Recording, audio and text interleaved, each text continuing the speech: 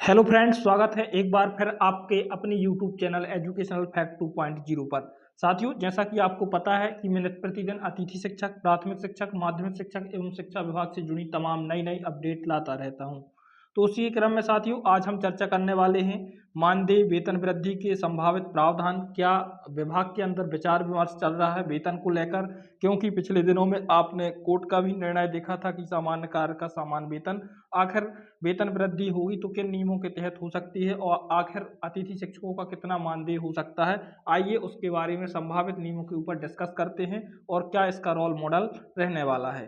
तो यहाँ पे देखें यदि आप, तो यहाँ पे लिखा हुआ है मानदेय वेतन वृद्धि के संभावित प्रावधान।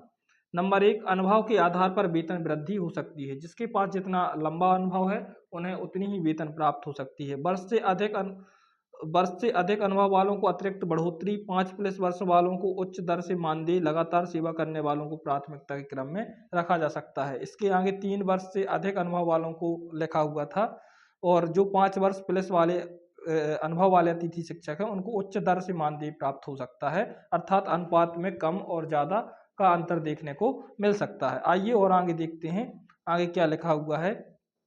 आप यहाँ देखें तो इसमें लिखा है 12 माह सेवा का प्रावधान। अभी अधिकांश अतिथि शिक्षकों को 10 माह का भुगतान मिलता है। नया नियम लागू हुआ तो 12 माह वेतन मिल सकता है। यदि अप्रैल से आपकी नई भर्ती नियमों में यदि आपको 12 माह का सेवा काल प्राप्त होता है तो वेतन वृद्धि और वेतन मानदेय को लेकर भी कई नियम बन सकते हैं। आइए और आगे देखते हैं आगे क्या लिखा हुआ है। आप यहाँ देखें श्रेणी अनुसार अलग अलग वृद्धि, वर्ग 1, वर्ग 2, वर्ग 3 के अनुसार अलग अलग मानदेय, विषय विशेषज्ञों को अतिरिक्त राशि भी प्राप्त हो सकती है। तो एक वर्ग वार अलग अलग वेतन आपको देखने को मिल सकती है। आइए और आगे देखें। आप यहाँ देखें संभावित अतिथि शिक्षकों का मानदेय। यदि हम बात करें प्राथमिक शिक्षक की तो लगभग आपको 20,000 वेतन मिलने की संभावना है। जो हमारे माध्यमिक शिक्षक है उनको लगभग 28,000 रुपये मिल सकता है प्रति माह।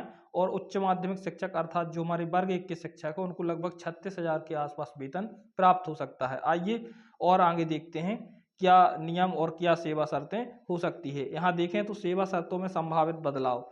उपस्थिति अनिवार्य, 1 सप्ताह से अधिक अनुपस्थित पर रिलीव करने का नियम सख्त हो सकता है। यदि आप आपने हाल ही में भी इसका आदेश देखा है, यदि आप एक सप्ताह से अधिक अनुपस्थित हैं तो आपको प्राचार के माध्यम से रिलीव भी किया जा सकता है। ओडी ऑन ड्यूटी पूर्व स्वीकृत कराना जरूरी, अनुभव की तिथि बढ़ाने का प्रावधान। अर्थात कि ओडी यदि आप लगाते हैं तो आपको पूर्व अपने प्रधानाचार्य से या जो प्रभावी प्राचार्य होगा उससे स्वीकृति कराना अनिवार्य होगी। और अनुभव की तिथि भी बढ़ सकती है और हाल ही में बढ़ भी गई है, तो आप अनुभव भी अपने लगातार क्लेम कर सकते हैं। आइए और आगे देखते हैं। इसमें लिखा है प्रदर्शन आधारित मूल्यांकन होगा, रिजल्ट और कार्य प्रणाली के आधार पर नवीनीकरण भी हो सकता है। आइए और आगे देखते हैं आगे क्या लिखा हुआ है। नियमितीकरण से जुड़े संभावित नियम, सीधा स्थायीकरण का कोई भी नियम नहीं है। 50% पदों पर विशेष अवसर आपको अभी मिलते हैं।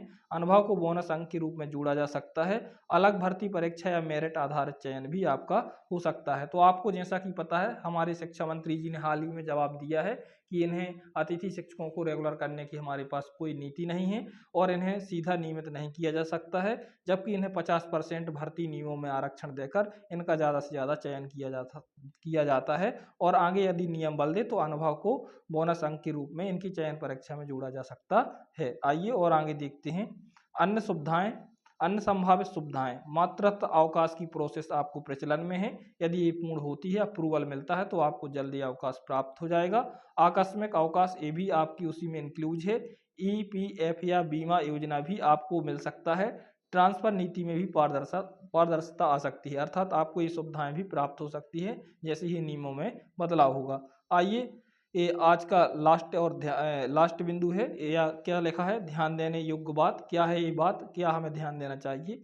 अभी यह सभी बिंदु संभावित ड्राफ्ट चर्चा स्तर पर हैं। अंतिम निर्णय कैबिनेट या शिक्षा विभाग के आधिकारिक आदेश के बाद ही स्पष्ट होगा। अर्थात ये जो नियम है पूर्णतः संभावित है, ये चर्चा परिचर्चा विभाग के अंदर डिस्कस चल रहा है। जैसे ही इस पर मोहर लगती है तो ये आधिकारिक रूप से आपको आदेश के रूप में प्राप्त होंगे। तो इस प्रकार से आपकी वेतन वृद्धि हो सकती है। साथियों, आप कमेंट करें, राय करें, क्या ये मानदेय बिल्कुल संभावित सही है और आपको ये मिलना चाहिए, क्योंकि ये आपका हक है और समान कार्य का समान वेतन भी प्राप्त होना चाहिए। इस प्रकार के यदि नियम बनते हैं तो अतिथि शिक्षकों शिक्षकों को ज़्यादा से ज़्यादा सुविधाएं प्राप्त होंगी। साथियों, वीडियो देखकर कैसा लगा कमेंट्स बॉक्स में अपना रिस्पॉन्स जरूर लिखें। मिलते हैं अगली वीडियो में, तब तक के लिए नमस्कार, जय हिंद, वंदे मातरम साथियों।